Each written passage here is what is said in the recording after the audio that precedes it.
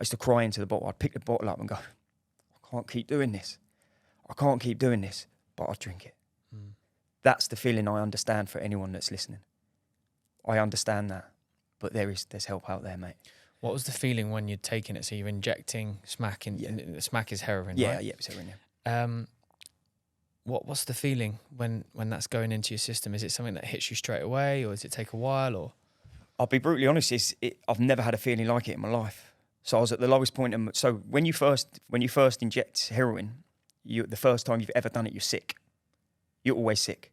So for the first 5 minutes, I was sick, but I was high. Because as soon as it hits your bloodstream, you're off. You're off. So, but you're being sick, but you're enjoying it.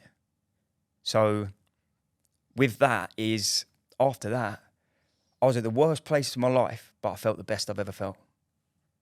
And that's why homeless people get addicted to it. Ladies and gentlemen, welcome back to the Daniel Leese podcast, where we speak to inspirational guests each and every week and discuss their journey through life, through personal and business success. And this week, I've got a very special story about somebody I met in a men's group recently who lost everything in his life because of addiction. But the most important thing is he's on the other side now. He is 22 months sober, I believe, if that's correct. And he's here for a first exclusive interview to talk about his life as an addict and how he was able to get through that and the lessons that he's learned along the way. So be prepared for a very deep conversation. But before we start this week's episode, if you're tuning in on YouTube, SoundCloud, Spotify, whichever podcast channel you decide to listen on, make sure you hit the subscribe button. We're coming close to 100 episodes now, and I wouldn't be able to speak to guests like this week if we hadn't built a good name in the podcasting world. And without that, I can't do it without you subscribing to this channel. So I appreciate you viewing, liking, interacting. But if you could just do that one thing for me, and that is just give us a follow, I'd appreciate it so much. So let's get into this week's episode. Please join me in welcoming this week's guest, Luke Goodge. Is that how I say it? Goodge? Yeah, that's it. I always get paranoid, like literally just before I say the name, I'm like, shit, have I got this Is that right? right? How are you, mate? You good? Yeah, I'm good. Yeah. I'm glad to be here. Yeah. A little bit nervous, actually. Yeah. Because like I said to you before, I've had a few people ask me to do this, but I just haven't been ready. But Yeah. I feel like now's the time.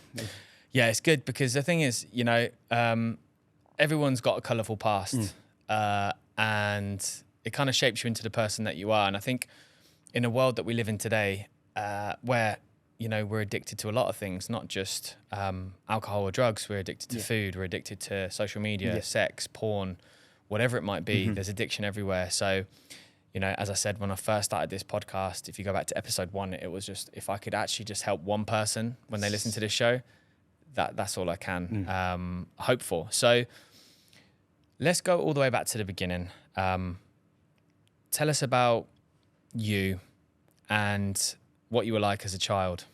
Yeah, sure. So, so I was brought up into a family, 2 brothers, Danny and James. Still to this day, they're like best mates to us.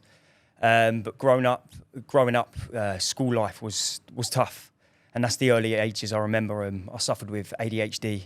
I was dyslexic, so school life was a little bit of a struggle. So from early on in school, I always played up, always didn't want to be myself, if you know what I mean. And looking back from now, starting painting the pictures of what school life was like is where it all started. Yeah. Yeah. And how old are you now?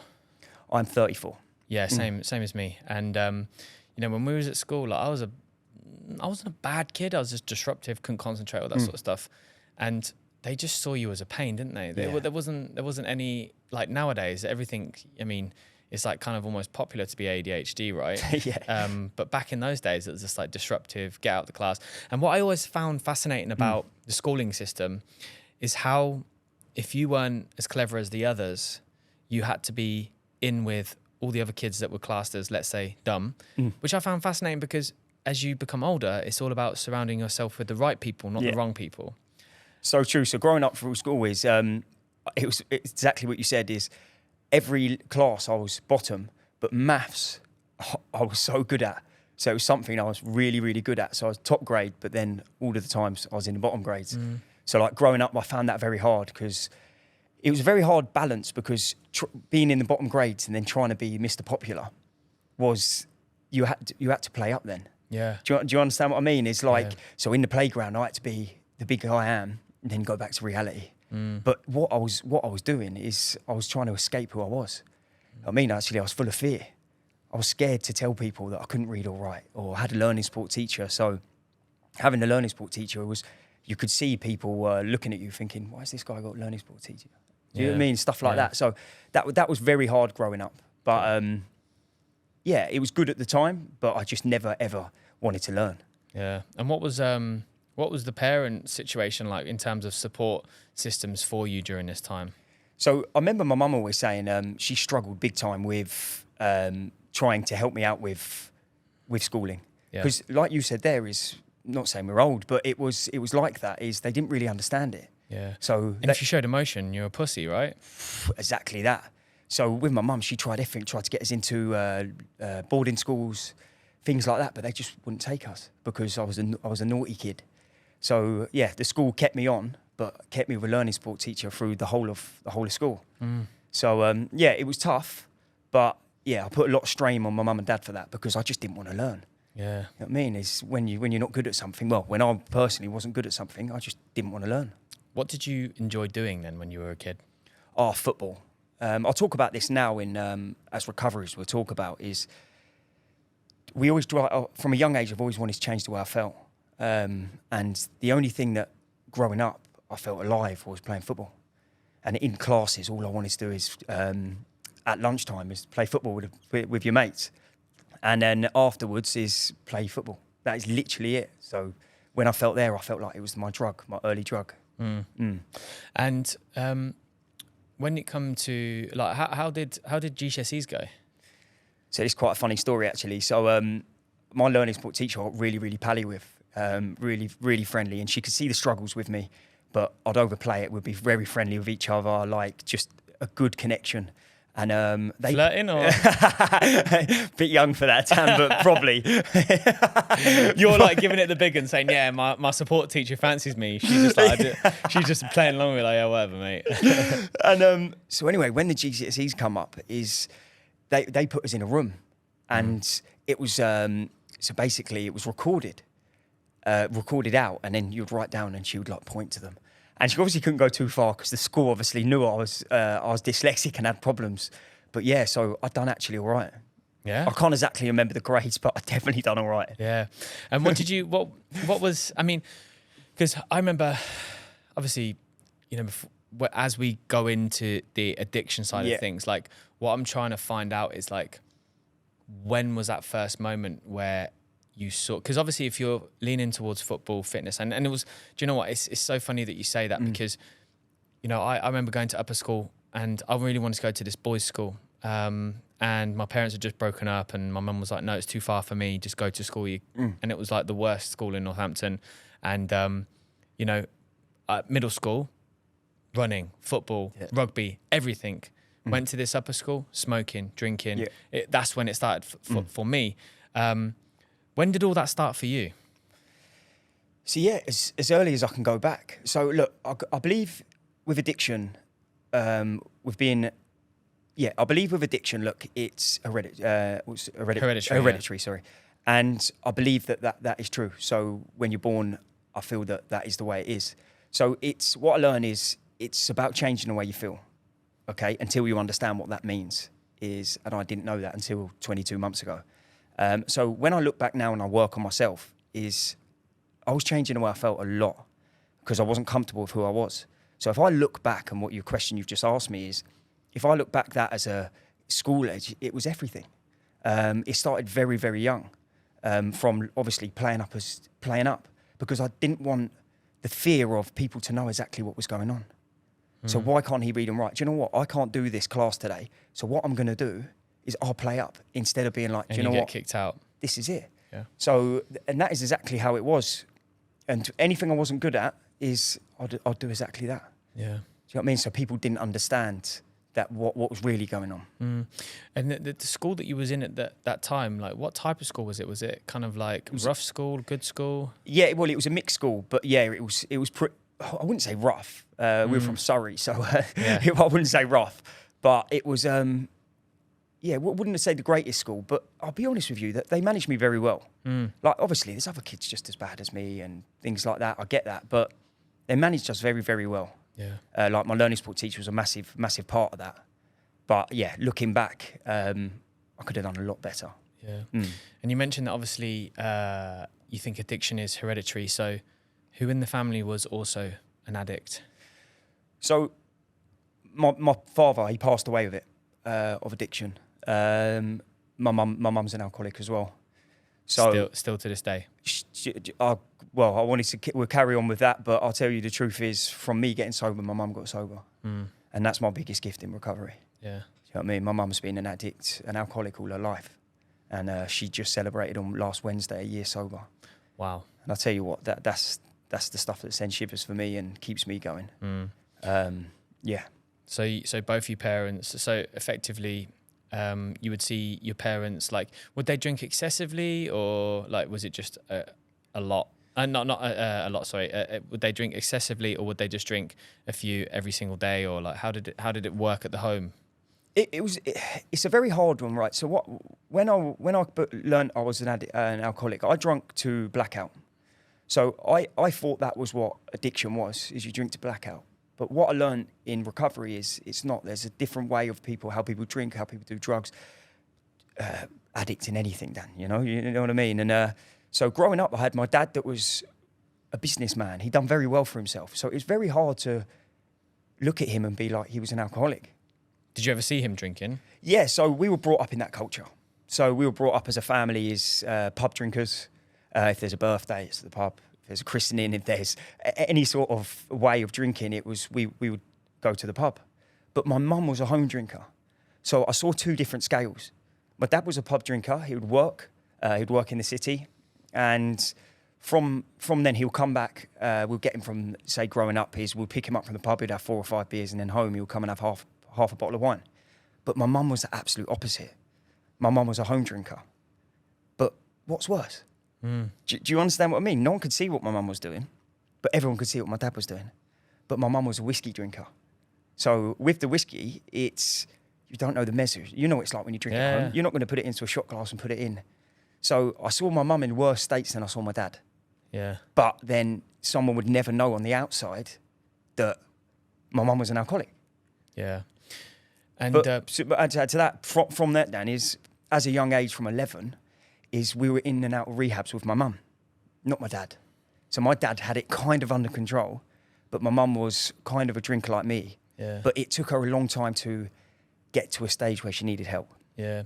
It's like they say about the analogy about you put a frog in boiling hot water, it's going to jump straight out. But if you put the frog in cold water and then slowly warm it up. Yeah. And I suppose that's the difference between the two, right? It's like your mum drank way more, but at home. But then your dad was the one that was put into the cold water and slowly heated up because he didn't drink to excess, but he just drank so often that, it just slowly killed him. Yeah. And was there ever any type of like violence surrounded around like the alcohol as well? Were you ever exposed to anything like that? No, I wouldn't say so. No. So growing up, we had a very, very good family. From the outside, it looked good. Obviously, the cracks appeared growing up wise. But my dad was addicted to work as well. So my dad come from nothing. So I feel that he didn't want that for our family. So my mum and dad never spent too much time together. Well, what we saw anyway. So my dad would go out at 5 a.m. and not get back till like 10 at night. So we never really saw the violent side of it or anything like that. Yeah. But there was no love in the family. That's very harsh to say, but there wasn't a connection. If I look at like my brother and his wife, my other brother and his wife, and things like that, there's a connection. I never saw that growing up in my family. Yeah. And what about, so that was love towards your parents, or that was also, you never saw any love from them as well? That's very hard to say because my mum's my best friend nowadays. But so it's very hard to say that. But I feel that when you from an alcoholic family, I don't think there is ever love there. Yeah. You know, and that might be a bit brutal to say, but if I accountable myself, is when I'm in addiction, I can't love anyone because I don't love myself. So how can I love anyone else if I don't know who I am? Yeah. And that hurts me because I've never had this conversation with my mum, obviously not my dad, but what I have with my mum now is pure love, and that's because we know who we are as people. Have you ever, like what we're talking about now, have you ever had that conversation with her like later on? Or has it just never happened? It's never really happened. So me and mum, we're quite similar people. So it's very tricky because now I'm 22 months sober, coming up 2 years, say, and my mum's just hit a year. And people might say that is a long time, and it is, because one day is enough. But to find out who we are as people, and then sometimes you don't want to have that conversation. And it's very hard because I idolise my mum and I'll do anything for her. But there still is conversations that we both need to have with each other, and it will come. Yeah. But I feel that when time's right. Yeah. Because, look, there's a saying in recovery is you accept the things you cannot change and have the courage to change the things you can. And sometimes I believe that could harm someone if I went to my mum and asked her some questions. Yeah. When I can hold that back and wait. Yeah. My mum and me, we're emotional people. So we will have that conversation. It's just when it's right. How do you feel knowing that she probably going to listen to this and hear some stuff? Yeah. Obviously, look, I wear my heart on my sleeve, and this put me on the spot, that one, but of course. And I feel that maybe this might be the right time to be able to say it in a different way. But look, when you go through addiction, people want answers, you know? And the one thing I find the hardest thing when you get sober is your feelings are always going to be there. Yeah. And sometimes I find it hard to deal with the feelings, so I push it away with other stuff. So yeah, look, I might be sober, but there is things that I do that isn't a perfect recovery because I don't want to feel them emotions. So, and I feel my mum feels the same as that. And if you're to say that so people can understand it, what would that actually be in an action, let's say? So what do you mean by? So you say that like there's some stuff that you still don't like to face. So like, what are the unhealthy traits that you still possess, do you reckon, that is kind of related to that? So I look at it as recovery is, look, when you get sober, you get your feelings back. And the bad thing is you get your feelings back. And that's the truth of it. Yeah, because you I suppose with addiction, right? It's like, whether, as I said at the beginning, like when you are addicted to whatever it is, doesn't have to be alcohol or drugs. You know, you're numbing yourself from something, right? So you remove that. Yeah. And the numbingness that disappears, and then you have to face that reality, right? And it is, you know, I mean, I've never been, you know, an addicted to stuff before, but I've been in those loops where, you know, you feel a bit depressed. And I had an episode recently, and I just had to like go away, have a break, and just reset. But you just like, I was numbing myself through food. Yeah. And sometimes if I had a really, really bad day and the emotions got the better of me, I would have a beer. Yeah. And that beer, and you know, I remember when I was doing therapy about some stuff, about childhood stuff and stuff like that, and my therapist was like, you know, that's obviously a coping mechanism that you're going to, but it's not a healthy one, and it's not one that's going to be it's not going to be a sustainable solution if you just turn to food or alcohol. Even though it's not in great measures, you know, a beer is not solving your problems. You know, facing your emotions head on is definitely. And what I've learned is the way to be is always be honest about how you feel, because personally with myself, if I don't be honest with people around me, that my loved ones, people that are close to me, if I'm not honest, I will go back down that spiral. Yeah. And you've got to have good people around you. Yeah. That is massively important. So would you say kind of like honesty is one of the key fundamentals that is a non-negotiable for you now moving forward as being a better person? Definitely, but it's not being honest to other people, it's being honest to yourself. And that's the biggest lesson that I've ever had, is I've got to be honest with who I am. Do you see what I mean? Because all my life, I've run away from them feelings. And if I'm not honest with myself, and I can overtrain still, I can overdo things, overwork. And I sometimes, do I have enough time for myself? I need to find it. Because I know what the darkness looks like. And going back to that, if I keep doing this, a relapse will happen. Yeah. That's if I did that, I say. But if I don't have the time and sit down with myself, and this is very hard with ADHD, dyslexic. When people say, read this book, read that, I try and do it. But it's so easy to say I'm dyslexic, so easy to say I've got ADHD. But okay, but I'm honest with myself. I've got it. That's fine. So what do I do about it? Okay, I learn. If I can read 1 page of a book a day, I can do that, right? Yeah. It's about, instead of pushing things to the side that you're not good at, it's so easy to do that. Facing them front on. 1,000,000%. Yeah. I found later on in life that, the most rewarding things in life are generally on the other outside of your comfort zone. Yes. When you stay in that comfort bubble, it's like, you're slowly dying if you stay within it, if you push yourself outside. But I mean, even David Goggins, he talks about this a lot, because he would say about how when he was learning to be better, he would have to read the page of a book 10 times for it to actually sink in. Yeah. And I think a lot of people, if they're honest about it, are the same. I'll read a book sometimes and I'll only remember it if I sit down and I talk to somebody about what I read. Yeah. Otherwise, out of the brain. And sometimes I'll go through the end of a page and I feel like I'm reading, and then I'll be like, what was that page about? And then I have to go back to this. Yeah. So, but what you obviously got brothers? Yeah, 2 brothers. 2 brothers. Are you the youngest or? Yeah, I'm the youngest of the 3. Yeah. So, what were they like during this whole process in terms of, like, as they were growing up? What did they ever show any sides of addiction, or was it just? No, no, they didn't at all. To be honest, growing up they're both very intelligent people. Yeah, so that's all I can answer to that. And really is no, they didn't have any signs of that. Yeah.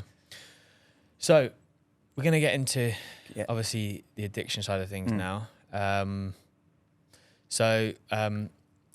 Let's talk. When was the first time you ever had a drink? So growing up as kids, obviously, I remember being on holiday and asking my dad, like at 12, 13, saying, "Can I have a drink?" And he'd be like, "Yeah, you can have a beer." But the question you're going to ask in a minute is, when did it start getting hard? I look back and I was just a normal drinker. I was just a normal, as kids, you know what it's like, going down the park after school, doing things like that. I was just normal. Yeah. Mate, I used to I don't know if my mum even knows this, but when my parents broke up, I used to go to a friend's house and he'd used to get me a 3 litre bottle of cider and I'd smash a 3 litre bottle of cider. One time I actually had a part-time job, drank a 3 litre bottle of White Lightning before I went to work, and ended up nearly chopping my thumb off. Like, and you don't think of it as a problem. Yeah. I was just doing it, It was like, whatever, 3 litres, whatever. But so you would regularly drinking after school and... Yeah, so look, when you're in school and you're that sort of guy, if you want to say, is you try and be the popular guy, is always... You were still life and soul of the party, yeah. So it's... And to be fair, growing up, we used to have the parties at our house. Mum and Dad used to travel a lot. So it was always back at ours. So everybody knew you as the party place. Yeah. So I had to live that up. But growing up, though, football was more important to me than going out. Obviously, I liked it, but obviously football was a big part of my journey. Yeah. And did you ever play at a high standard, or was it just... I wouldn't say high. I played at a good level of football. Yeah. Nothing crazy. Yeah. Do you know what? I'll be brutally honest with you, is laziness and not following through with anything. And we'll come to talk about that, but now I follow through with what I say to myself. Yeah. But back in the day, I look and said, if I put a little bit of effort into that, or a little bit of effort into that, I never finished anything. What I started, something else would happen. So now I'm trying to be a little bit more regimented. But back then it was exactly the same. Football. I'll be 100% into it, and then I'll drop off. But I think that's a lot of symptoms to do with ADHD, right? Yes. You're great at starting stuff, but you can't finish. 100%, yeah. But when did you kind of see that, like, alcohol was becoming an issue? Like, I mean, did you even see that alcohol was becoming an issue, or just you wake up one morning and it was like, wow, I'm an alcoholic? Did you see that gradual decline, or? No, but like I keep saying, if I look back now, I could see the cracks. But growing up is where we're in the culture of alcohol, that pubs were normal. It was just normal to everybody. So a Friday, Saturday, you could get away with it. As in, like, right, Friday I could go down the pub, and then Saturday I'll go to a different pub, so no one really know. But I thought that was normal. Yeah. And would you drink on your own or drink with friends? Not early stages. Not on the early stages, like, always friends. Because, well, you know what it's like when you're younger. You've always got someone to go out with. Yeah. I avoid going out now just so I don't have to have a beer. That's it. Make plans so you don't have to go out. That's it. Yeah. And when did you then... So at what age... Because obviously you've been sober 2 years now. Yeah. Coming up to 2 years. So at what age was it starting to become a problem? When did you really start to see problems starting to happen? So I think go back to 2016 is, like I said to you, I think growing up I was brought up in that culture of drinking and my mum and dad. But in 2016 my dad passed away. And we come off a flight from Portugal, me, my friend and a few other people. And we got back and he had a seizure through the alcohol. And I think I was just over a minute late from saving him. He was upstairs in the house and I broke all his ribs to try and keep him alive. And but where he had a seizure, he clamped his mouth together. So that was a big part, and straight after then, I ended up in prison for a football violence that was 6 months previous to that. So my life kind of fell before my eyes, if you want to say, is like, I didn't really know what was going on. Went into, Thameside jail in North London. What did you get put away for? So it was a football violence. There was a fight on the train. Someone spat in my brother's face. And obviously, it was football at Chelsea and it was on the train. And nothing happened to the guy. No one happened to anything. But obviously, as it was on public transport, they took it into their own hands. Yeah. The police did. Did you feel like a fray or something like that? Yeah? Yes. So what we found out is nothing happened to the guys, but it was football violence. And you know what they try and do. But they gave us a sentence, let us out early. How long was the sentence for? So we got 6 months. 6 months, and I'd done 2.5 months behind the door. Yeah. So I got released on tag.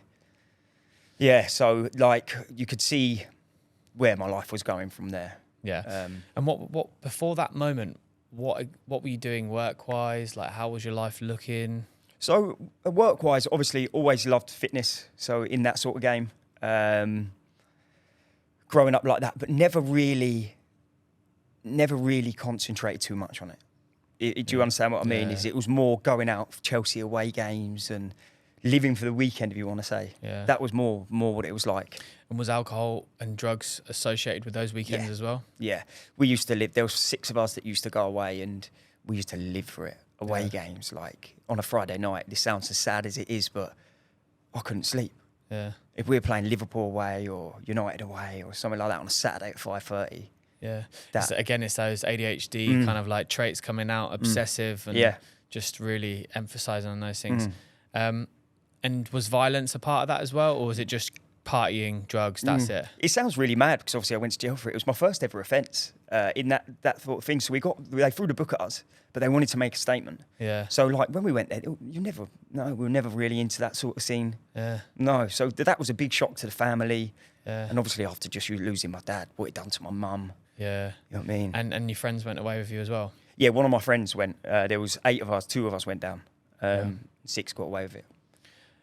And how did that also make you feel that you were the one that got put away, but they didn't?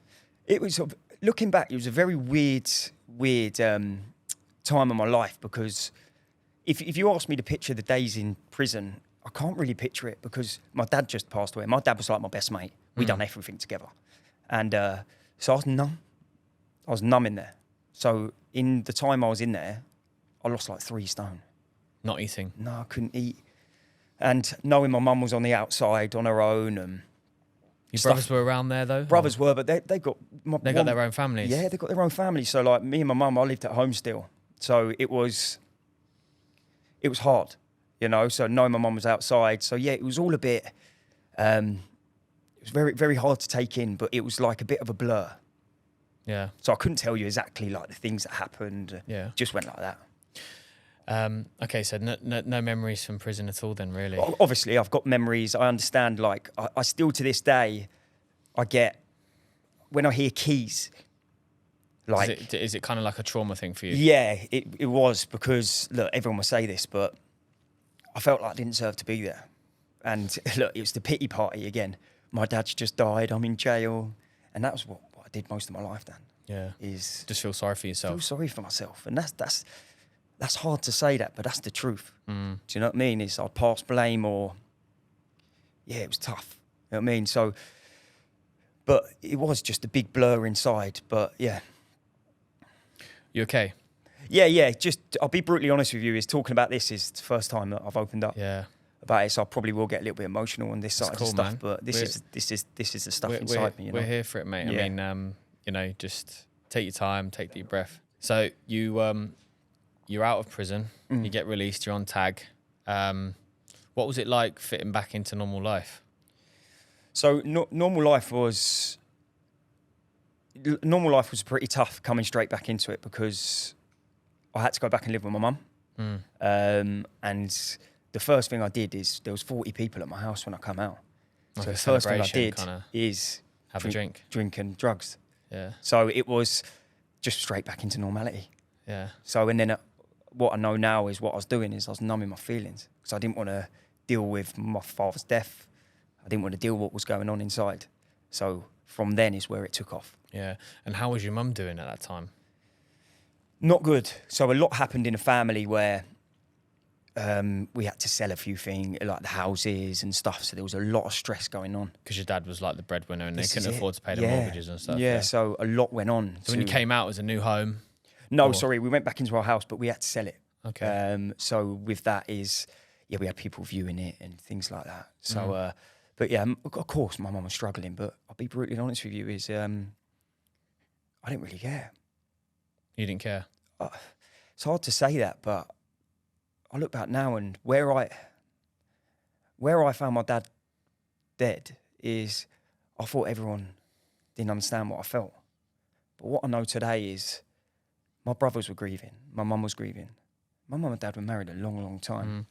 Yeah, even regardless of like how the relationship was, it's like, you know, when you're with somebody for a long period of time, their life without them then is it's like a change to everything. Yeah. That's exactly it. And of course, my mum was struggling big time, and she had a lot to deal with. But that is where my addiction took off. I don't think when I come out of jail for a long time that I weren't drinking or doing some sort of substance to change the way I felt. So it became more frequent. And Yeah. at what point did it become a daily thing? So I think with the ADHD, I was more of a binge drinker. When I started, I couldn't stop. Yeah. Yeah, and I didn't know when to stop. So if I started on a Thursday, wouldn't end till Sunday. Wow. Yeah, like big sessions. And then what, you just sack work off? Yeah. I was never.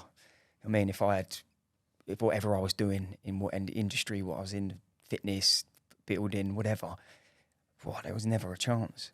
But I tell you what, I kidded myself every time. Is it would come to a Sunday, I'd be like, do you know what, I'll get up for work. I was never going to get up for work. You know? And these, I mean, how much were you spending at these times? You must have been spending a lot of cash as well. Yeah, so my addiction wasn't just drugs. Mine was gambling as well. So gambling was a big part of my story. And yeah, I'd always do my week's wages. Always. So you'd earn it, spend it. Always earn it, spend it. Always lent on my mum and dad to lend us cash. And I tell you what, when my dad passed away, that cash weren't there. Yeah. So what did you do then? What were you doing to fund the gambling, the alcohol, the drugs? it was more just working. So when I come out of jail, like I lost everything of like my business, of what I was in, the industry and stuff like that. So I went back and worked for my dad on dad's company on a building site. We were building houses for my mum. So I just went back labouring, you know, and that was tough. I suppose because you're working for your family, you know, in your mind you're thinking I can sack off work anyway. Yeah. They're gonna, what, you're gonna fire me? Yeah. Yeah. Like, I need to do work to pay for stuff. So, and then when we're going into this, when was this really a problem? So you're obviously working, you're living with your family, but you end up homeless. Yeah. How did that all come about? So I believed with my addiction it was bad, but no one could say anything to me. At the beginning when my dad passed away, come out of jail, like I said, it was all about me. So no one would really come to me and say, "You all right?" So I got away with it for a long time, but deep down I knew I couldn't go on like this. Yeah. Do you ever suffer from hangovers? Do you ever feel bad when you woke up from a sesh? I'll be brutally honest with you, is I wouldn't get to that stage. As soon as I open my eyes, I'll be back drinking. Wow. Yeah, and that's the truth of it. But what happens there is your tolerance goes up. So you have to drink more. You have to drink more. And then consequences come with that. Yeah. Did you have any health implications, like any stuff that like arose from just drinking excessively? So, what was it? 2 years ago, I went into a hospital. We'll fast forward a little bit and come back, yeah. And I sat in a hospital. My brothers had to stay there because I kept escaping because I didn't want recovery. Because, like we spoke earlier, I didn't want to come to reality or deal with exactly what's going on. So, and they made me stay there, the brothers, and they done a scan on me. And the doctor come in and said, "Can I have a word, Mr. Goodge?" I said, "Yeah." He said, "You sure you want your brothers in here for this?" I said, "Yeah, why not? They're my brothers." He said, "Okay." He sat down. He said, "If you go back out and drink as much as you are now and don't give yourself a break, you're going to be dead in 6 weeks." And do you know what I did that night? My brothers left and I went to the shop and got a bottle of wine. That's the power of addiction. That's the power of addiction. And that's the truth of it. Like, I didn't want to do it, but I had to. Yeah. Because I didn't have a defense against it. At this point when you're in hospital then, so how long into just so we can get an understanding of timelines. So your dad dies, you go to hospital and they say you got 6 weeks to live if you carry on drinking this way. How long apart is that? So that's, so what are we now? Yeah, so that was 4 years. So I'll explain a bit about the 4 years, yeah. So I went into treatment centres. They're called rehabs, rehabilitation, to try and sort myself out. So I went into my first one in 2000 and end of 16. And went in there and do you know what I said? I'm not like one of these. Yeah. And do you know what? I felt sorry for the people that were in there. I was like, wow. And a big part of my recovery happened that night, my first night in there. Why is that? We went to a meeting. So when you go into a rehab, they take you out to meetings and it's called AA, Alcoholics Anonymous, or CA, Cocaine Anonymous, AA, Narcotics Anonymous, GA, Gambling Anonymous. But this was AA. And you have to go. You have to be taken there. And I sat at the back, as you do, didn't want a part of it. I thought, what am I doing here? And one guy speaks about his experience. So he shares his story. And you listen to the similarities, not the differences. I listened to the differences straight away. And he explained he lost his job. He lost his license. He ended up in jail. And he ended up homeless. And I turned around to the guy next to me and I went, I feel sorry for him. And within 6 years, everything that happened to me. What did the guy say next to you when you nudged him? Did he say anything to you? No, he didn't, to be honest. Like, I picture that guy as well because I think about that memory quite a lot. I'm thinking about it right now. And some people want it in recovery then, and I didn't. Like, the thing is about addiction, it has to come from within. I got money thrown at me to go into rehabs, but I didn't want to go. I wasn't ready. I wasn't ready to change and I didn't want to change. Yeah. So let's talk about that 6-year journey then. So your first time going to recovery and you're like, this is definitely not for me. You come out, you carry on your drinking behaviours, you carry on your drug behaviours and your gambling. How long does this go on for before you're like, have no job, have no home, have nothing? How long did that take? So I come out of my first one and I manipulated my mum and brothers that it was a gambling problem. It was an addiction because, look, they didn't really understand. My brothers especially didn't understand what addiction was. So I left there untreated and said to them, look, it's not my drinking, it's the gambling. So they just associated it with that. So true. And then consequences were getting a lot worse. Within 6 weeks, I was back in the same treatment centre, doing the same thing, thinking I know best when, do you know what, I'll be honest with you, I know fuck all. Yeah. I knew nothing. Just manipulating my way out of things and then come back out and then consequences are getting worse. And do you know what I put my family through? And that's what I have to learn today. Give us an example of what you did that would have been one of your moments where you remember it being like, yeah, that was one of the worst things I did. So basically, they call it white knuckling. So you can get sober, but you don't want to do the work. The work is finding out who you are. as a person. It's finding out why we drink, why we do drugs, whatever addiction, why we do this. And what you're doing is I needed to find out who I was. And I remember I got 6 months sober, white luckily, so not working on myself. And I thought, well, Chelsea were playing at Wembley. And I took my brothers, took a few friends, and my brothers were so proud of me. And what I was doing, I set up a table. We went for dinner, and I set up a table, and there was a pub opposite. And because I didn't have a defence against the first drink, I was pretending to be on the phone, and I was going into the pub, getting 4 vodkas, doing them, coming back to the table. Shots? Yeah, shots. And I went in there like 8 times. Don't forget, I haven't had a drink in 6 months. But when I was sitting at the table before I picked up that drink, I felt less than. Everyone else was having a good time. And I didn't like the feeling.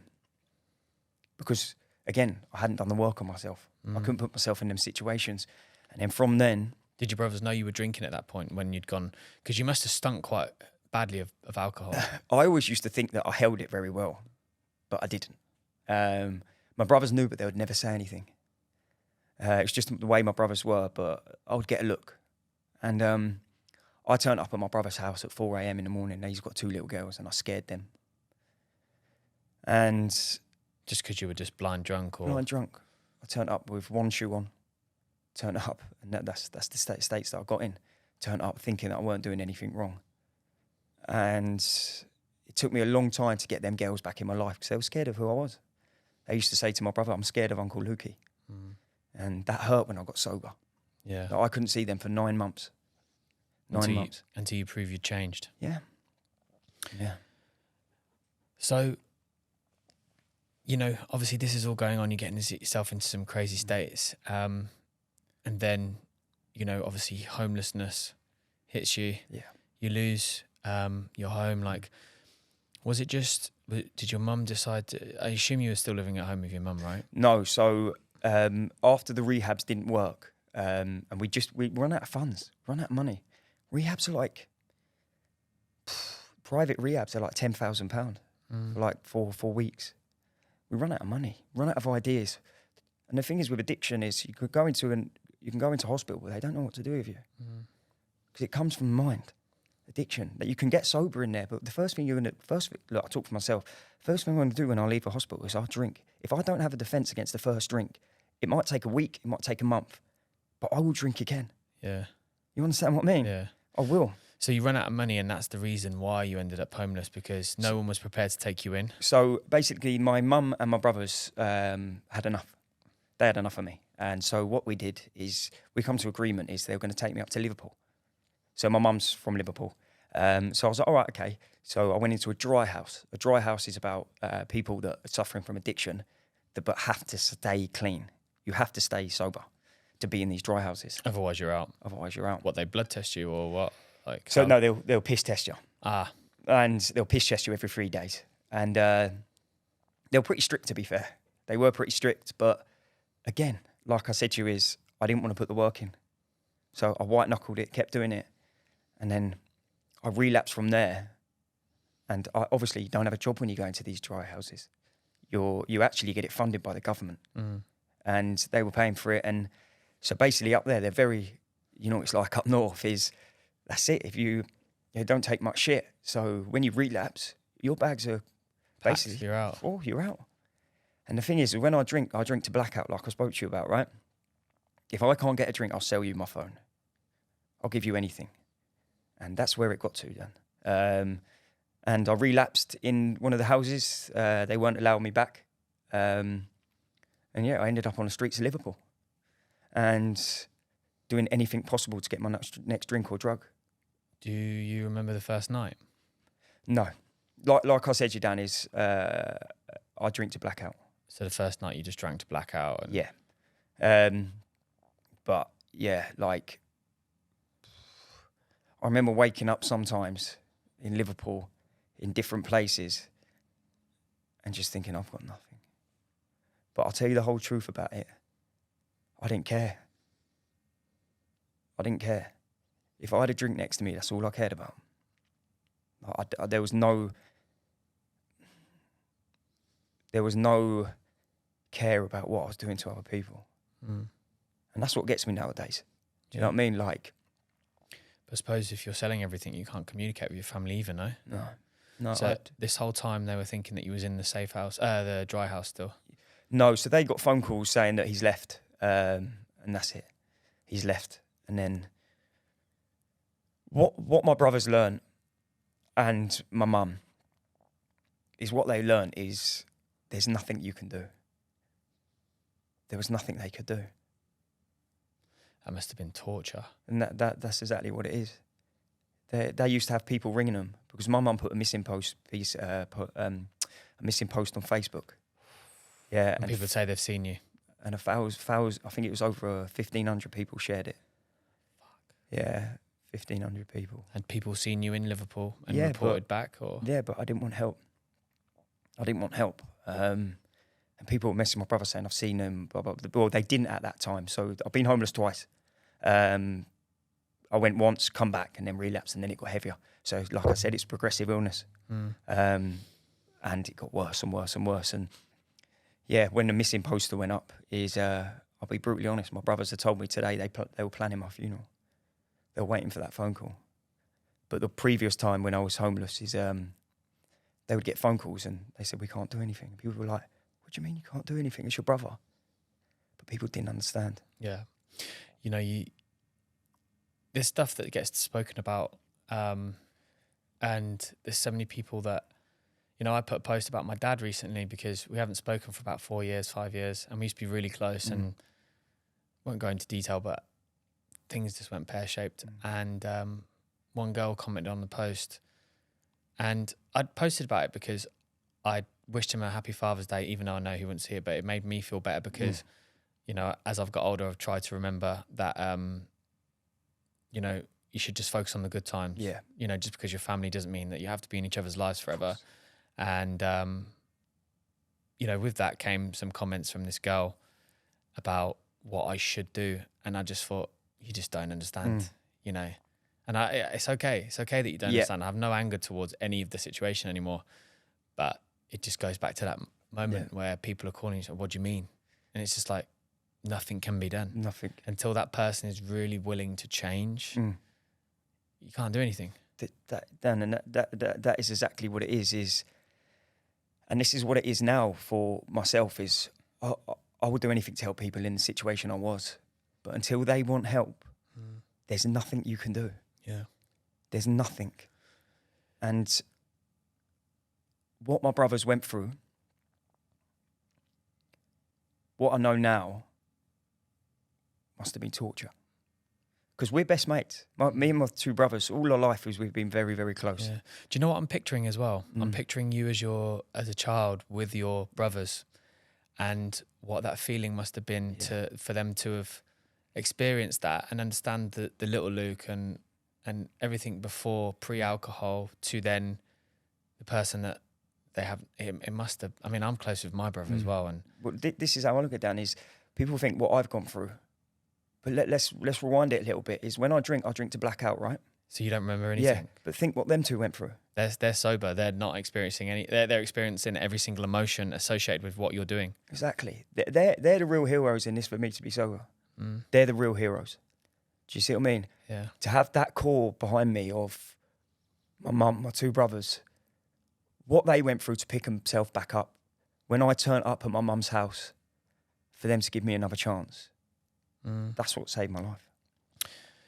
So the second time you were homeless. So how long were you on the streets for the first time? First time was 3 weeks. Yeah. And then I got beaten up quite badly on the streets. Wow. Yeah. For what? For So just up to things that what happens on the streets, mate. That's what happens.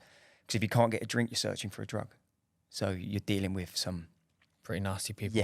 Yeah. So dealing with that, and then someone saw me in a bit of a bad way, and I ended up. Next thing I knew, I ended up back in that treatment centre.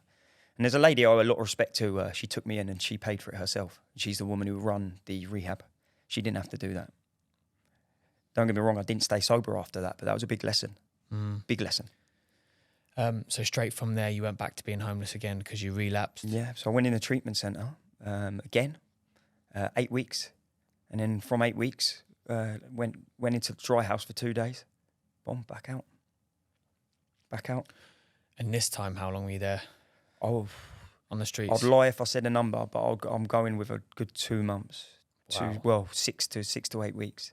And those moments, you remember much from that?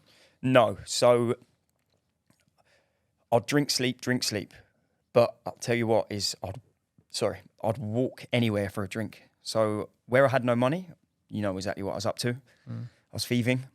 I was banned from most shops. So they knew what I was doing. So I'd walk anywhere to get a drink. What was the longest you ever had to walk, do you reckon?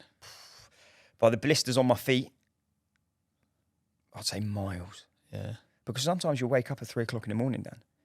If you need a drink, you're getting it. Yeah. And that's the truth of it. If I needed a drink and I got up at 3 o'clock in the morning, Yeah. I was getting that drink because I didn't want to think. I didn't want to think what I was going through. So the whole time you're drinking, right? You're not remembering. Do you remember anything from these times where you were drinking? The more now that I'm looking to get help on, the more sober I get, the more memories I get. So I'm looking to get help on that because there is things that I saw and the things I did myself that still haunt you to this day. We'll put it this way: when you run out of stuff to sell, there's only one thing to sell, and that was on the cards, you know. And that's the truth of it. And there's stuff I've got to deal with. And when you say stuff to be sold, you mean you're selling yourself? You would have. You would have. See what I mean? Like that's the truth, and that's where it was going. You know, and put it this way: I wanted to die on a daily basis, but I didn't want to harm myself in the process. Yeah. So what do? I take another drink to take away the pain. And you was hoping that would kill you. This is it. I remember when I got sober. I don't talk about this story, but do you know what? I will today. I got back from Liverpool and ended up in Crawley. It was a Sunday, so it was hard to get home. And I bunked all the trains all the way back. And all I had was the clothes. And for some reason, I still had an Apple Watch. Very strange. I just still had my Apple Watch on. Don't know why, just had it. And I assume no battery. Yeah, no battery. Just had it on. And I got to Crawley and there was nowhere to get home. I think there were strikes on the day. I think so. And do you know what? I had enough. And I sat down on a street corner, and it's really weird. When you're in that situation, it seems like people warm to you in the same situation. So 2 homeless guys come up to me and said, "You all right, mate?" And they could see I wasn't in a good way. And he said, "Do you want a can, mate?" That was, yeah. I had no money, I had nothing. So yeah, go on then, mate. Anyway, started having a few drinks and stuff like that, and they were heroin addicts. And so they spoke about my watch, and put it this way, then is they knew someone, we sold it, and I asked them how much heroin would it take to kill yourself, and they thought, well, this geezer's being they didn't really care, you know what I mean? So with that is we were injecting. This is the lowest point, and I'll always remember it. Is we were sitting in a church with what's it called Crematorium, yeah. Crematorium, sorry, outside. We were injecting smack. Yeah, on a Sunday evening, just sitting there with gravestones, and I remember thinking, I'm hoping I'm there in the morning. Yeah. But what was it? The feeling. What was the feeling that? Because was this the first time you'd taken it? Yeah. What was the feeling when you'd taken it? So you're injecting smack in. Yeah. Smack is heroin. Yeah, right? yeah, it's heroin. Yeah. What's the feeling when that's going into your system? Is it something that hits you straight away, or does it take a while? Or I'll be brutally honest. I've never had a feeling like it in my life. So I was at the lowest point. So when you first inject heroin, the first time you've ever done it, you're sick. You're always sick. So for the first 5 minutes, I was sick, but I was high. Because as soon as it hits your bloodstream, you're off. You're off. So, but you're being sick, but you're enjoying it. So with that after that, I was at the worst place in my life, but I felt the best I've ever felt. And that's why homeless people get addicted to it. Do you know what? I used to not turn my nose up at them. Of course, I've never done that. I was an addict, but I used to think that was the lowest of low. But I understand today why they do that, because it really takes the pain away. And how long did you go on to then take heroin? So I'd done that till the Sunday night. So we got enough. We got enough there to last us, but it all went. And do you know what? Nothing was happening. Like, obviously, I was getting high, but I didn't. It wasn't the highness I wanted. It was. I wanted to black out. I wanted to go and see my dad in heaven. That's the truth. Do you know what? I woke up. Basically, they lived in a homeless shelter, the guys, and they wouldn't let me in. Not them, the people. So they gave me a blanket, and I slept on the streets. And when I woke up in the morning, that's when I prayed to my old man. I said, "Please kill me or cure me, because I don't know what to do anymore." And from then, I got up, I walked to the station, knocked on my mum's house, and tell a lie, actually, she saw me coming down the road. All I heard was squeaking in the car. She was like, Luke. And the pain I could see in her eyes, I can picture right now, because that's when the missing poster was out. So she got me in the car and she took me in. But the problem is I couldn't stop drinking because it's dangerous. My tolerance was so high with the alcohol. That you were having some effects from not drinking it. This is it. What were you experiencing when you weren't drinking it then? So you go into psychosis. So if you drink a high level of, so by the end of my drinking, I was drinking 2 litres of vodka a day. Yeah, 2 litres of vodka a day, and that was just straight out of the bottle. And that was how my tolerance went. It was that or 8 bottles of wine. And that's not a joke. 7 to 8 bottles. Any water? I think so. But you got to remember, is when you're drinking that amount of alcohol, is you don't really remember much. So you never experienced hangovers or any? So you obviously, of course you did. If you didn't have a drink next to you when you woke up, you were in big trouble. Yeah. Big trouble. So you would have night terrors. You ever heard of night terrors? Yeah. So basically, my mum's actually got a video on her phone of me awake having a night terror. And I think someone's attacking me, but I'm actually asleep. Yeah. I'm blacked out. So you have them, obviously. It's called like psychosis. I know what you're talking about, because when I've come back from heavy trips to Ibiza, you experience the feeling, and it's not nice. It's like, I remember once when I did it, and again, this was recreational, Mum, if you're listening, it's not.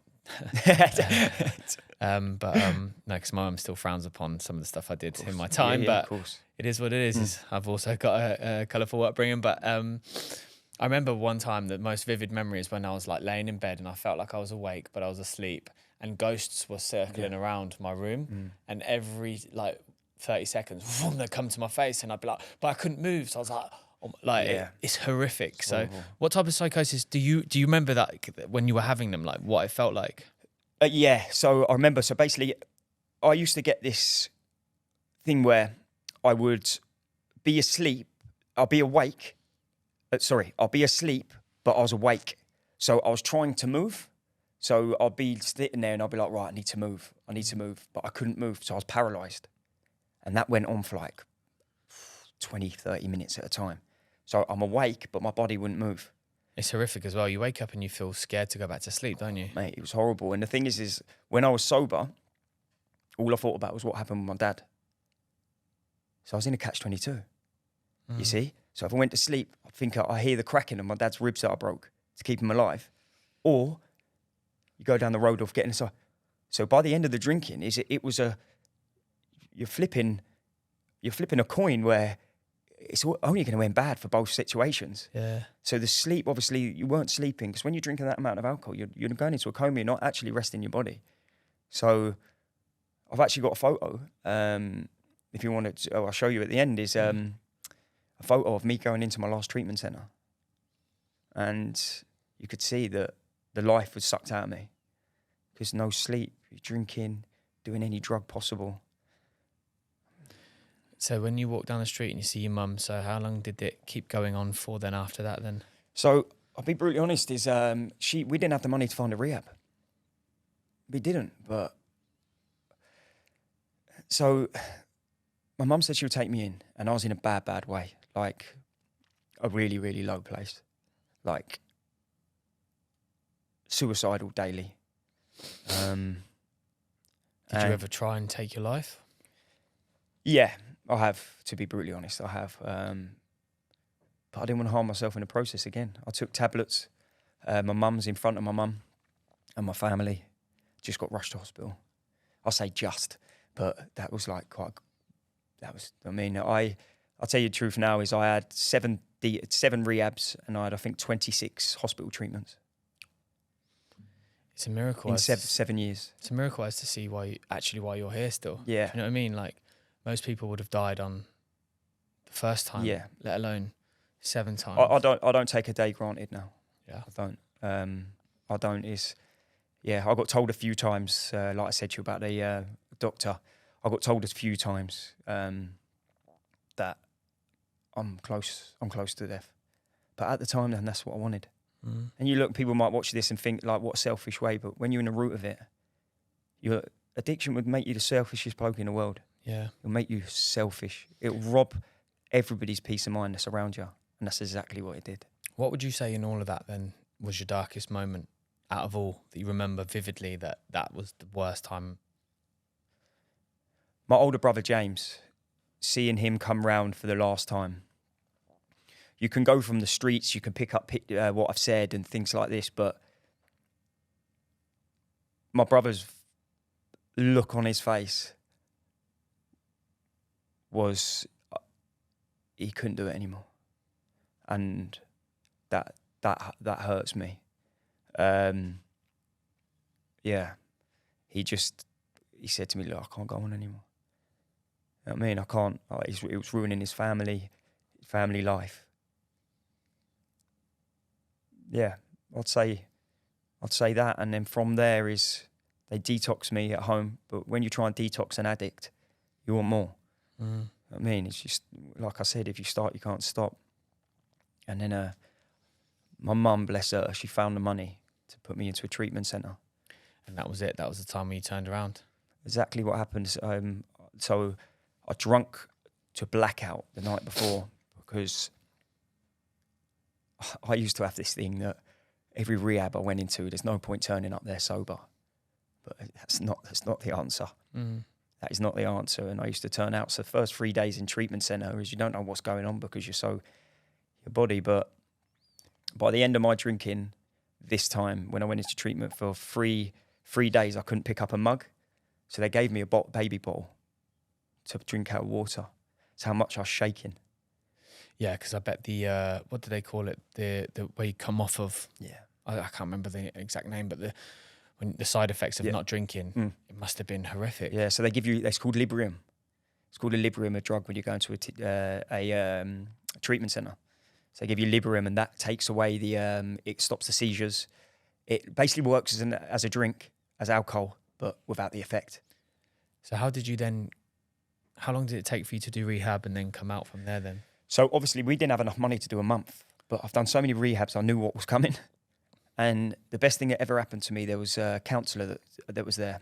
And 3 days in, he said, "Luke," he wasn't my counsellor. His name was Binns. And he turned around to me and said, "Luke," he said, "You know what?"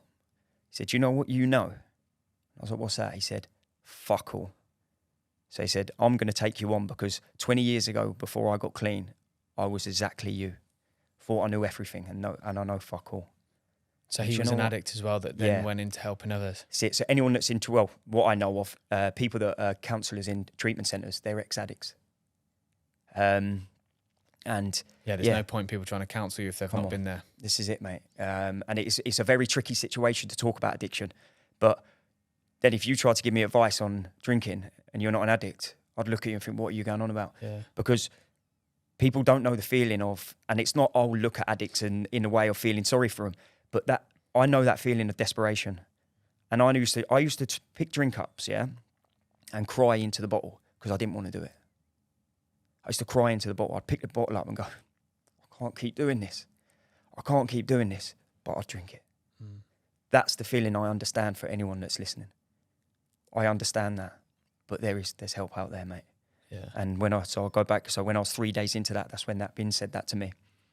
And I went up to my room and they asked me to write a 12. So there's me going on, I'm dyslexic, right? This is the sign of if you want something, you'll do it. Or you that saying, right? So he said, look, go and write 12 pages of your life story. And I said to him, I'm dyslexic, I can't read or write. He says, yeah? He said, all right, I'll give you an extra 2 days. And I thought, he doesn't understand. He doesn't understand. I can't read or write. And that night, I looked out the window and thought, I could probably escape from here. And that's what's still going around in my head. I thought, if I escape from here, what's going to happen? And I thought, I can't do it. Do you know what? I sat at the end of my bed for 10 minutes and I prayed to my dad. I prayed to him. I said, Dad, please tell me and guide me. Please guide me. And you know what? From that day, I've never had a thought of a drink or a drug in 22 months. And that's the truth. When you were praying then, was anyone actually speaking back to you? I have this picture of my dad when we used to drive to football games. He used to drive and he used to look over to me and give this, a dad smile. And when I shut my eyes and think of my dad, I remember that. And I had a picture of him just grabbing me and saying, you'll be all right, son. You'll be all right. And that's carried me through. Yeah. Yeah. And do you know what? Something clicked. And I wrote 26 pages of my life story for a guy that can't read or write. Did you ever keep that? Yeah, I've still got it. Do you think you'd ever put that into like a book or anything? I've been, I'm on the verge of writing a book, but as you can see, I'm nervous just in this. So sometimes bringing up the past still hurts because people might say 22 months is a long time. It's not even a long time, mate. I mean, it's not. These emotions are still raw. Yeah, and it is. It's but yeah, I can't express enough with if anyone's suffering with addiction or mental health problems to seek help.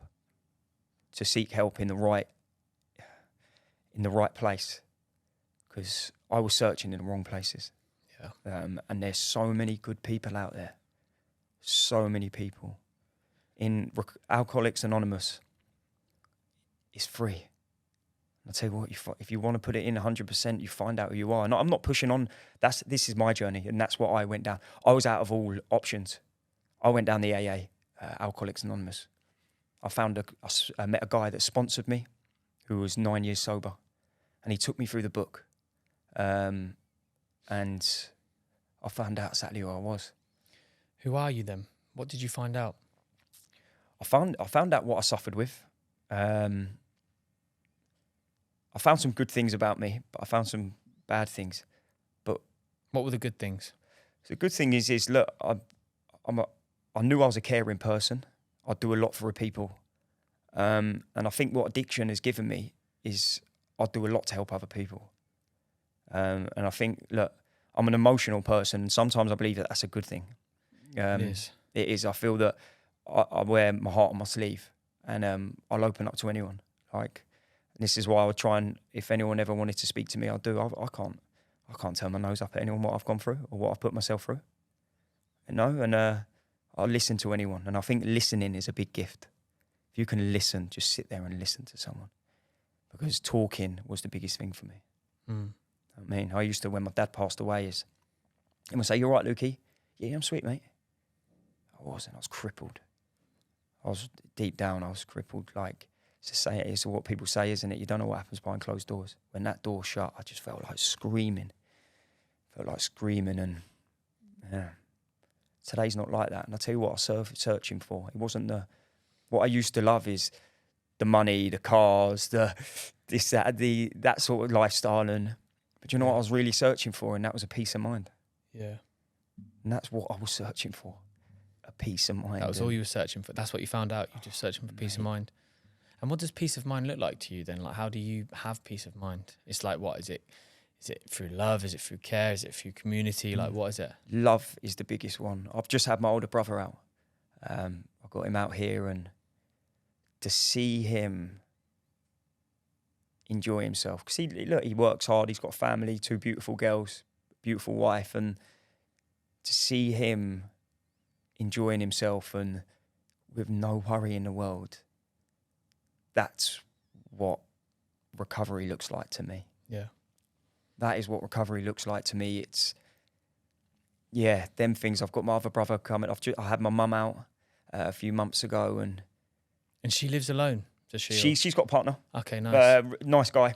But he also helps with the whole making sure they avoid drinks and stuff like that. Because I suppose with recovering, right, it's like, I mean, one thing that I really respect about you is, you know, when we spoke about it before, when we first met, you know, you said that you can be around it now because you love the energy.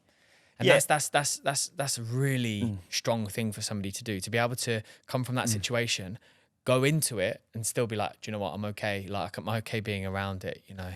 Well, like I spoke about before, is I used to blame alcohol and drugs as the problem. What I had to quickly find out that R's the problem. So if I'm the problem, I find out that I'm the problem, but I work on that. Because look, if you're an alcoholic, right? Alcohol's everywhere in the world, right?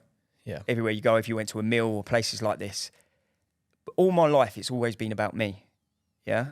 So when I worked on myself and find out who I was, how bad would it have been if I didn't do that and then I just stayed sober and I was like to my family, oh, we can't go there. Yeah. It's all about me again. When what I try and look at now is it's not about me. It's not about me today. And that's a big part of what I am, is how could I, like, don't get me wrong, it's very nice when people say, do you mind me having a drink? That is lovely of what people do, but like I said to you before, is I love being around it. And it's not, look, there's a thing I always say, right? I go for the right reasons, but I leave for the right reasons. And I live by that.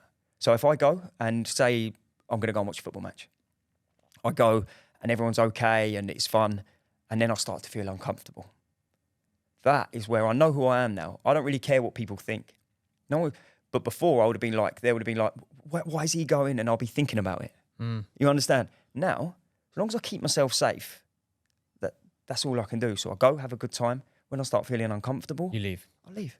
And that uncomfortable feeling is because you feel like you're tempted to have a drink, or like, what is the uncomfortable part? I feel like the uncomfortable part, I don't feel that I'm going to have a drink. Look, I have a good program. I do the right things in the mornings. I make sure I speak to my dad, and I do things. Look, I don't work a perfect program. I don't think anyone can, but I do the things that I need to do. So with the question you just asked, it's not that I want to have a drink, but I look at some people and think, that was me. It's not that they're doing anything wrong, but it unsettles something inside, in me. Yeah. I'll be brutally honest with you. If I walk past someone drinking a bottle of vodka, I do exactly that. Yeah. It makes me, because I still have the taste or the feeling of what vodka used to do to me. Because I know where it's the strongest drink out there. If I put it into a pint glass and went, feeling's gone. Whatever I was thinking about, it's gone. And so sometimes I look at that and go, whoa. You know what I mean? And I don't think that would change. It's never got any easier, but I don't mind doing that now. With the recovery side of things, now you've had time to find out who you are, reflect. You know, what are the kind of lessons that you've learned from this whole process now? Like, you know, what is it that life looks like from a lesson aspect? Life, I look at life on a daily basis now. Like I used to get caught up in what I didn't have, but I'm grateful today of what I do have. And that is it. Look, I'll always message my brothers, my best mates, my mum, just to make sure that they're all right. Is there anything I can help with? What I learned is, like I keep saying, it's not all about me. So if I can take myself out of that and be a part of someone, and I'll always text a few of my mates a day, everything all right, bro? You good? Because maybe one day they'll turn around and say, do you know what, Lukey? I'm struggling a little bit. Do you want to meet for a coffee? 1,000,000% I'll be there. And that's how I look at my recovery. And my biggest lesson in recovery is seeing my mum get sober. And that there is a gift from God. A gift. And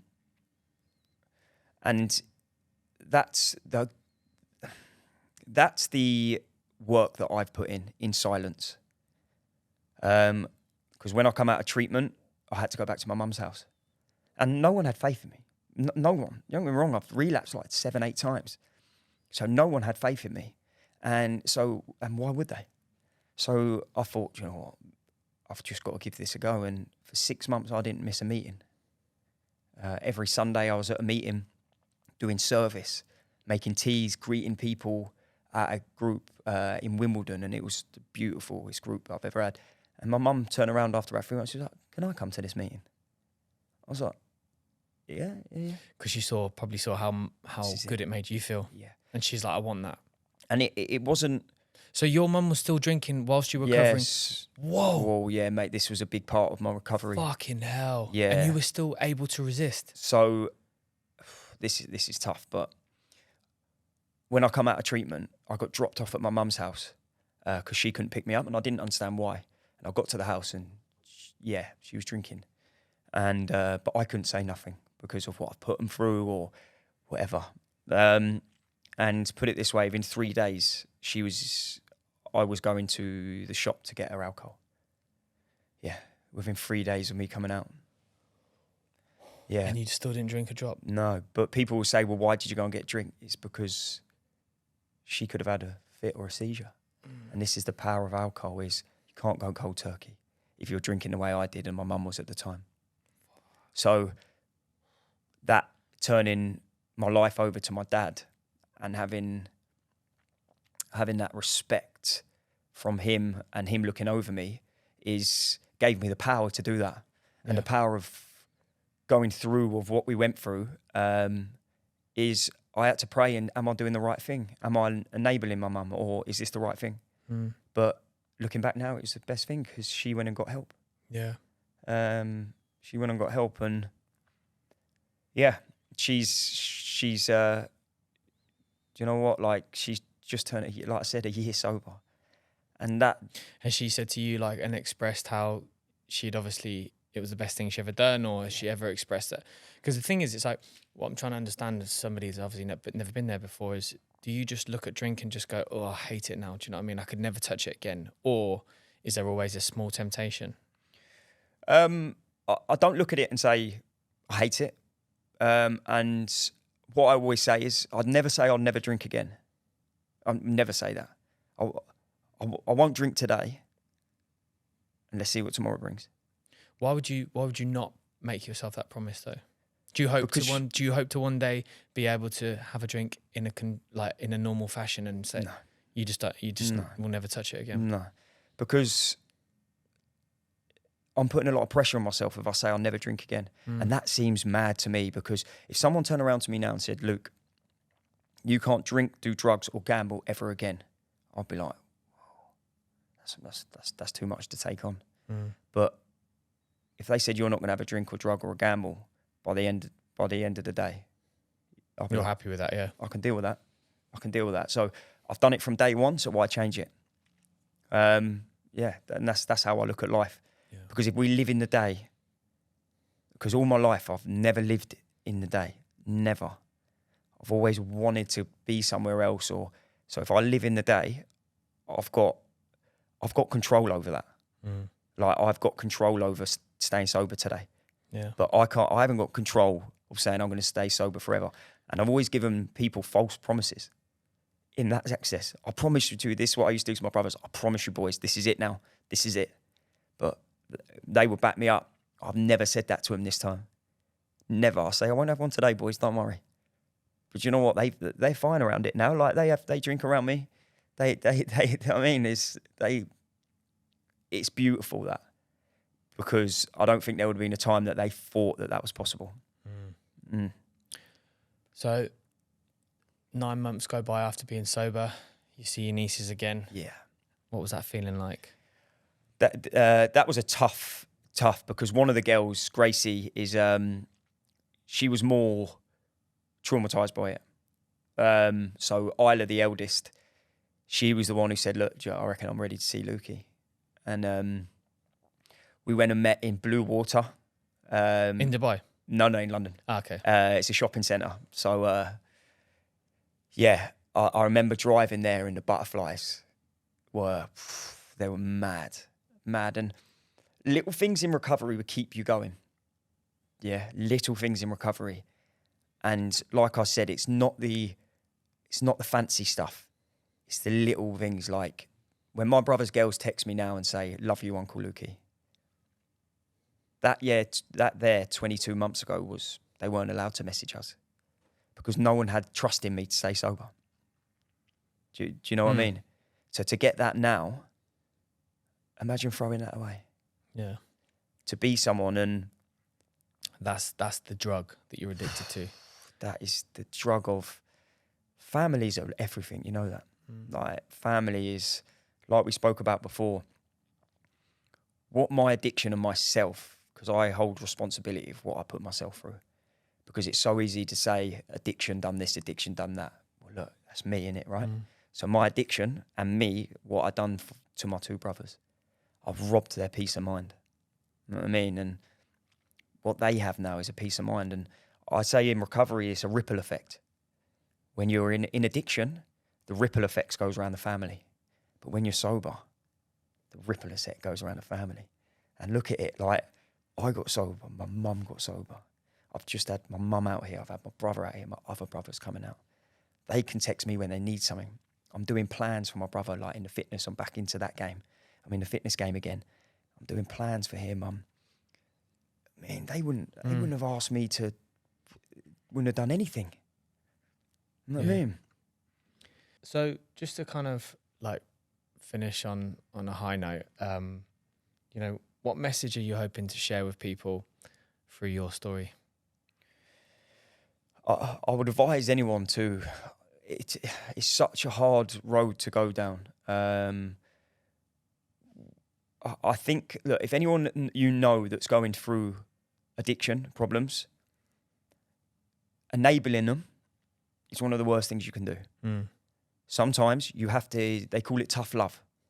And it's very, very hard when it's your family or your loved ones. But tough love it has to be tough love. Because if you're enabling them, you're lending them money, you're buying them, like you're going to rehab, putting them to rehab. Everyone has a different rock bottom, right? Sometimes to get sober, that's exactly what it takes. And I think a lot of other people in addiction will say that. It's not, I have a few drinks too many a weekend. It's not what it is. Sometimes it's the person that is going through it. And if you are listening to and going through pain that I've spoke about, please seek help. Please talk to people, like-minded people that are going through the same. Because addiction is a progressive illness. And I promise you, it will only get worse. I promise you. Well, thank you very much, mate. I really appreciate it. You know, I could talk for hours, mate, but I think we've got some really good bits here of the podcast, and I hope you've obviously, I felt you slowly starting to warm back into the conversation and stuff. So I hope you know you've enjoyed yourself talking about this, and I know that this conversation is going to help some other people. So thank you so much for trusting in me to share your story for the first time. No, thanks for having me on. Literally, it was, at first, obviously, a bit nervous talking about it. But I think just, look. You should do this more. You should do this more because you don't realise how much, like, you've been put on earth for experiencing these things to then go and help other people. Yeah. You know, what you can do for others now is going to be so important. So make sure you keep spreading that message. Keep talking about it. And like you say, just helping people. Definitely. Yeah, that's my goal. If I could help one person, and that's what we say, if I put a post up or anything like that, as long as I can help one person, that's all I care about. Yeah. Well, guys, thank you very much for listening to that episode. I really appreciate it. Giving me your eyes and ears for the last hour and a bit. And I'll leave Luke's page in the show notes, and you can go and connect with him if you want to chat about anything or follow his fitness journey. Dude's absolutely lean as fuck, and I'm jealous. Maybe you can give me some plans, Luke. But I'll see you next time, guys, and thank you very much.